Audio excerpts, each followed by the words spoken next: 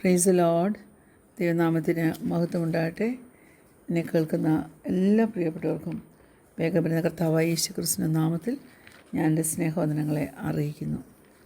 കർത്താവ് നമ്മെ ആക്കിയിരിക്കുന്ന സ്ഥലങ്ങളിൽ ദൈവത്തിൻ്റെ ഹിതം ചെയ്ത് അവനെ പ്രസാദിപ്പിക്കുന്നവരായി ജീവിപ്പാൻ ദൈവമക്കളെ ഒന്ന് ശ്രമിച്ചേ. കർത്താവ് ഒരിക്കലും നമ്മെ കൈവിടത്തില്ല. Praise the Lord. പലതരത്തിലുള്ള സീസൺസ് നമ്മുടെ ജീവിതത്തിൽ കടന്നു വരും. ചില സീസണിൽ നമുക്ക് സമാധാനം കൈക്കൊള്ളുവാൻ കഴിയാതെ വരുന്ന അവസ്ഥകൾ വരും. ഈ ലോകം ഒരു ചേഞ്ചിങ് വേൾഡാണ്. നമുക്ക് സ്ട്രെസ് എക്സ്പീരിയൻസ് ചെയ്യേണ്ടി വരും, വറി എക്സ്പീരിയൻസ് ചെയ്യേണ്ടി വരും. പക്ഷേ ചേഞ്ച് ചെയ്യാത്ത ഒരു ദൈവം നമുക്കുള്ളതിനാൽ can you put your hope in an unchanging God? ഞാൻ നിങ്ങളോട് ചോദിക്കട്ടെ. അല്പനേരത്തെ ചിന്തയ്ക്കായിട്ട് യോഹന്നാൻ 14:27, സമാധാനം ഞാൻ നിങ്ങൾക്ക് തന്നേച്ചു പോകുന്നു, എൻ്റെ സമാധാനം ഞാൻ നിങ്ങൾക്ക് തരുന്നു, ലോകം തരുന്നത് പോലെ അല്ല ഞാൻ നിങ്ങൾക്ക് തരുന്നത്. നിങ്ങളുടെ ഹൃദയം കലങ്ങരുത്, ഭ്രമിക്കുകയും അരുത്. കലക്കുന്ന വിഷയങ്ങൾ വരും, നമ്മെ ഭ്രമിപ്പിക്കുന്ന വിഷയങ്ങൾ വരും. എന്നാൽ കർത്താവ് നമ്മെ കരുതും, നമ്മെ സൂക്ഷിക്കും. നമ്മുടെ എല്ലാ കാര്യത്തിലും അവൻ കൺസേൺഡാണ്. അവനെപ്പോഴും എക്സൈറ്റഡാണെന്ന് ഞാൻ പറയാറുണ്ട്. പക്ഷേ നാം ആങ്ഷ്യസ് ആകുമ്പോഴും സാഡാകുമ്പോഴും ഡിസ്കറേജ്ഡ് ആകുമ്പോഴും നമ്മെ കൈവിട്ടിട്ട് പോകുന്നവനല്ല. നമ്മുടെ നിലവിളി കേട്ട് നിന്ന് വൃത്തിമായി നിലവിളിച്ചു, ദാവീദുപുത്രാ എന്നോട് കരുണയുണ്ടാകണമേ. ചുറ്റുമുള്ളവരവനെ ശാസിച്ചു മിണ്ടാതിരിക്കാൻ പറഞ്ഞു. പക്ഷെങ്കിൽ യേശുവിൻ്റെ ചെവിയിൽ ആ ശബ്ദമലച്ചപ്പോൾ യേശു നിന്നു. യേശു തിരിച്ചു വന്ന് അവൻ്റെ ആഗ്രഹം സാധിപ്പിച്ചു കൊടുത്തു. ആ യേശു കർത്താവ് ഇന്നും ജീവിക്കുന്ന ദൈവമാണ്. നമ്മോടും അവൻ കരുണ കാണിക്കും. നമുക്കറിയാം, ഒത്തിരി ആങ്ഷ്യസ് ആയിട്ടൊക്കെ ദാവീദ് തീർന്നപ്പോൾ ദാവീദ് ഒരിക്കലും ഇങ്ങനെ പ്രാർത്ഥിച്ചു. 139 സങ്കീർത്തനം അതിൻ്റെ 23 വാക്യം, ദൈവമേ എന്നെ ശോധന ചെയ്ത് എൻ്റെ ഹൃദയത്തെ അറിയണമേ, എന്നെ പരീക്ഷിച്ച് എൻ്റെ നിലവുകളെ അറിയണമേ. നമ്മുടെ ഭയങ്ങളെ നാം ഒന്ന് പേരിട്ട് എഴുതുകയാണെങ്കിൽ നമുക്ക് തന്നെ അതിശയം തോന്നും, അല്ലേ? ഈ ഭയങ്ങളെല്ലാം കൂടെ നമ്മുടെ മേൽ വന്ന് വീഴുമ്പോൾ നമ്മളിലുള്ള ശക്തി ചോർന്നു പോവുക. നമുക്ക് തന്നെ തോന്നും നമുക്ക് ദൈവാശ്രയം ഇല്ലയോ എന്ന്. എന്നാൽ നമ്മുടെ ഭയത്തെയൊക്കെ ഓവർകം ചെയ്യുവാൻ തക്കവണ്ണം ദൈവസന്നിധിയിൽ ഇന്ന് പകൽക്കാലം ഒന്ന് സമർപ്പിച്ചു കൊടുക്കുമോ?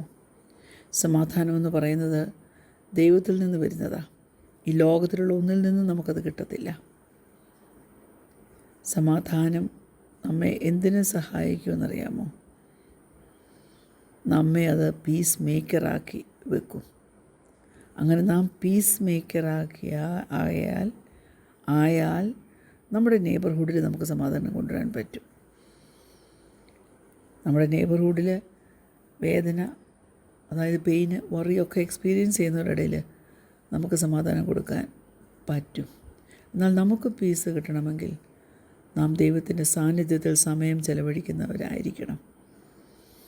നമ്മുടെ ജീവിതത്തിലെ ഇരുണ്ട സ്ഥലങ്ങളുണ്ടല്ലോ, അത് ഇരുട്ടിനെയൊക്കെ കർത്താവ് മാറ്റിത്തരും. നമ്മുടെ ഡിസ്കറേജ്മെൻറ്റിനെ ഒക്കെ അവൻ മാറ്റിത്തരും. ആ ദൈവത്തിൻ്റെ സന്നിധി വലിയതാണെന്ന് കാണുവാൻ ഇടയാകണം. നമ്മുടെ ഓരോ ദിവസവും നാം നോക്കുകയാണെങ്കിൽ പല വിധത്തിലുള്ള തീരുമാനം കൊണ്ട് അത് നിറഞ്ഞിരിക്കുക, അല്ലേ?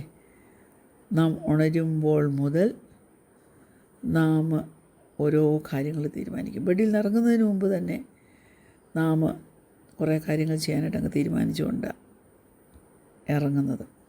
എവിടെയെങ്കിലും പോകുന്നുണ്ടെങ്കിൽ ഇന്ന് എന്ത് ധരിക്കും, എന്ത് തിന്നും, ഇതൊക്കെ നാം ചിന്തിക്കും, അല്ലേ? സയൻസ് പറയുന്നത് ഒരു ആവറേജ് വ്യക്തി 35,000 ഡിസിഷൻസ് ഓരോ ദിവസവും എടുക്കുമെന്ന്.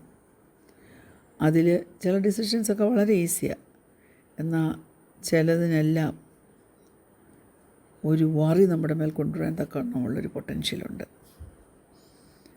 നമുക്കറിയാമല്ലോ, GPS റീറൂട്ട് ചെയ്ത് വേറൊരു റോഡിൽ കൊണ്ടെത്തിക്കും. നമ്മുടെ ദൈവം എപ്പോഴും നമുക്ക് വേണ്ടി വഴിയൊരുക്കുന്നവന്. കാരണം അവൻ സ്നേഹിക്കുന്നവനും കൃപ കാണിക്കുന്നവനും. God will make a way എന്ന് പറഞ്ഞ് പാട്ടുകാരൻ പാടുന്നത് അതുകൊണ്ടാണ്. നാം എവിടെയൊക്കെ നടന്നാലും നമ്മുടെ കാലടികളെ അവൻ സൂക്ഷിക്കും. നമ്മുടെ മുമ്പിൽ എന്താണ് ഇനി ഉള്ളത് നമുക്കറിയത്തില്ല. പക്ഷെ നമ്മോട് കൂടെ നടക്കുന്ന കർത്താവിനറിയാം നമ്മുടെ മുമ്പിൽ എന്താ ഉള്ളതെന്ന്. സകല ബുദ്ധിയും കവിഞ്ഞ ദൈവസമാധാനം അവൻ നമുക്ക് തരും. ആ സമാധാനം നിലനിൽക്കുന്നതാണ്. അതൊരു പ്ലാനൊന്നുമല്ല. നമ്മുടെ ഓരോ സ്റ്റെപ്പിനെയും ഗൈഡ് ചെയ്യത്തക്കവണ്ണം ദൈവം നമ്മുടെ മേലിട്ട് തരുന്നതാണ്. നമ്മൾ ഓടിക്കതച്ചൊന്നും ചെയ്യേണ്ട കാര്യങ്ങളില്ലെങ്കിൽ പോലും നമ്മുടെയൊക്കെ സ്വഭാവം അണച്ച് പിടിച്ച് എങ്ങനെയും ഒക്കെ നമ്മുടെ കാര്യങ്ങൾ ചെയ്ത് ഒപ്പിക്കുക എന്നുള്ളതാണ്. അങ്ങനെ വരുമ്പം തീർച്ചയായിട്ടും ഞാൻ പറയട്ടെ, എ സ്റ്റേറ്റ് ഓഫ് പാനിക് നമ്മുടെ കുടുംബാന്തരീക്ഷത്തിലുണ്ടാകും. ചിലർ ബസ് പിടിക്കാനായിട്ട് ഓടും, ചിലർ ഒരു മീറ്റിങ്ങിന് വേണ്ടി ഓടിയാണ് പോകുന്നത്, ചിലരെ കാണാൻ വേണ്ടി ഓടിപ്പോവും. ഹല്ലേലൂയ. ഞാൻ ചോദിക്കട്ടെ കുഞ്ഞെ, ഏത് സംഗതിയിലാണ് നീ ഇപ്പോൾ ഒരു ബദ്ധപ്പാടോടെ നിൽക്കുന്നത്? എന്തിനാണ് നീ ചേസ് ചെയ്യുന്നത്? നിൻ്റെ ചിന്താമണ്ഡലത്തിൽ നീ ഒത്തിരി ഫാസ്റ്റായിട്ട് റൺ ചെയ്യുന്നില്ലേ? നിൻ്റെ ചിന്ത വളരെ ഫാസ്റ്റായിട്ട് നീ മുന്നോട്ട് കൊണ്ടുവന്നില്ലേ? ഒന്ന് ഓർത്ത് നോക്കിക്കേ. അപ്പം നിൻ്റെ സമാധാനത്തിന് കുറവ് വരുന്നില്ലേ? പാനിക്കായി പോകരുതേ. നമ്മൾ പ്ലാൻ ചെയ്ത സംഗതികളൊന്നും മിസ്സൗട്ടായി പോകാതെ, ഓപ്പർച്യൂണിറ്റി നഷ്ടപ്പെടാതെ ചെയ്തെടുപ്പാൻ കൊണം സ്വർഗത്തിലെ ദൈവം കൃപ തരുമെന്ന് വിശ്വസിക്കേണ്ട ദൈവ പൈതലേ. നമ്മുടെ ചുറ്റിലും ആൾക്കാരുണ്ട്. അവരൊക്കെ ചിലപ്പോൾ അവരുടെ ആ ലക്ഷ്യത്തിലെത്തിച്ചേരാതെ വണ്ണം വറിയടിക്കുന്നവരായിരിക്കും. കുറച്ച് സമയമെടുത്തൊന്ന് പോസ് ചെയ്ത് ഒന്ന് നോക്കിക്കേ. എന്നിട്ട് വളരെ തൃപ്തിയോടെ നിന്നെ ഇപ്പോൾ ദൈവമാക്കിയിരിക്കുന്ന സാഹചര്യം എത്ര നല്ലതാണെന്ന് മനസ്സിലാക്കി അതിലൊന്ന് സംതൃപ്തി കണ്ടെത്തുവാൻ കഴിയുമോ? കണ്ടൻമെൻറ്റ് നമ്മുടെ ജീവിതത്തിലുണ്ടെങ്കിൽ ഏത് സാഹചര്യത്തെയും നമുക്ക് ഓവർകം ചെയ്യാൻ പറ്റും. ഏത് ചലഞ്ചസ് വന്നാലും അതിനെ ഫേസ് ചെയ്യാനും നമുക്ക് പറ്റും. അതുകൊണ്ട് ആ കർത്താവിൽ എപ്പോഴും തൃപ്തിയുള്ളവരായിരിക്കുന്നതിനെക്കുറിച്ചൊക്കെ പൗലോസ് അപ്പോസ്തലൻ നമ്മെ ഓർമ്മിപ്പിക്കുന്നത്. തൃപ്തി നമുക്ക് കണ്ടെത്തുവാൻ കർത്താവിലേ കഴിയത്തുള്ളൂ. ആ കർത്താവിനെ നമുക്ക് ശക്തി തരുവാനും കഴിയത്തുള്ളൂ. അതുകൊണ്ട് ഏത് തരത്തിലുള്ള സീസണാണ് ഇപ്പോൾ നിൻ്റെ ജീവിതത്തിലെങ്കിലും തൃപ്തിയോടെ ഒരു ഇന്നർ പീസ് പ്രാപിച്ചെടുത്ത് നിൽപ്പാൻ്റെ ഗുണം സ്വർഗത്തിലെ ദൈവം സഹായിക്കട്ടെ. ഒത്തിരി തരം കളികളുണ്ടല്ലേ. വേർഡ് ഗെയിംസ് ഉണ്ട്, അതായത് സ്ക്രാബിൾ പോലെ, പിന്നെ നഗ്രാംസ് പോലെ, വേർഡ്സ് വിത്ത് ഫ്രണ്ട്സ് എന്നൊക്കെ പറയുന്ന പോലെ. ഇവിടെ അവധി വരുമ്പം ഇപ്രാവശ്യം ഈ നവംബർ കുഞ്ഞുങ്ങൾ വന്നപ്പോഴും കുറേ ഗെയിംസ് മേടിച്ചുകൊണ്ട് വന്നു, കുറേ കളികളിങ്ങനെ. എന്നിട്ട് അതിൻ്റെ എല്ലാം കുറേ കാര്യങ്ങളെല്ലാം കൂടെ ഞാനൊരു കാർട്ടിനകത്താക്കി മള്ളി കൊണ്ടുവച്ചിട്ടുണ്ട്. പലരും എന്തിനാണ് ഗെയിംസ് കളിക്കുന്നത്? ഒരു ഫണ്ണ് അല്ലേ. ഒത്തിരി പേരും കളിക്കുന്നത് വേർഡ് ഗെയിംസ്. ഈ വേർഡ് കമ്മ്യൂണിറ്റിയിലേക്ക് നാം നോക്കുമ്പോൾ നമുക്ക് ഒരു കോമൺ യൂണിറ്റി അങ്ങനെയുള്ള കളികളിലൊക്കെ മേക്കപ്പ് ചെയ്തെടുക്കാനായിട്ട് പറ്റും. എഫേസ് ലേഖനം പൗലോസ് അപ്പോസ്തലൻ എഴുതി. യേശുവിനെ പോലെ ജീവിക്കുന്ന എങ്ങനെയാണെന്നൊക്കെ പൗലോസ് അപ്പോസ്തലൻ വെളിപ്പെടുത്തുന്ന അനേക വാക്യങ്ങൾ ഉണ്ട്. എഫേസ് ലേഖനം നമ്മൾ വായിക്കുവാണെങ്കിൽ ആ എൻറ്റയർ ബുക്കിനകത്ത് നമ്മൾ കാണുന്നത് the idea of common unity നമ്മൾ കാണുന്നത്. എഫേസ് ലേഖനം 4-ാം അധ്യായം അതിൻ്റെ 3-ാം വാക്യം. Ephesians chapter 3 verse 3. അന്യോന്യം പൊറുക്കുകയും ആത്മാവിൻ്റെ ഐക്യത സമാധാന ബന്ധത്തിൽ കാപ്പാൻ ശ്രമിക്കുകയും ചെയ്യുവിൻ. We are being called to bear with one another in love, doing our best to keep unity in the spirit in the bond of peace.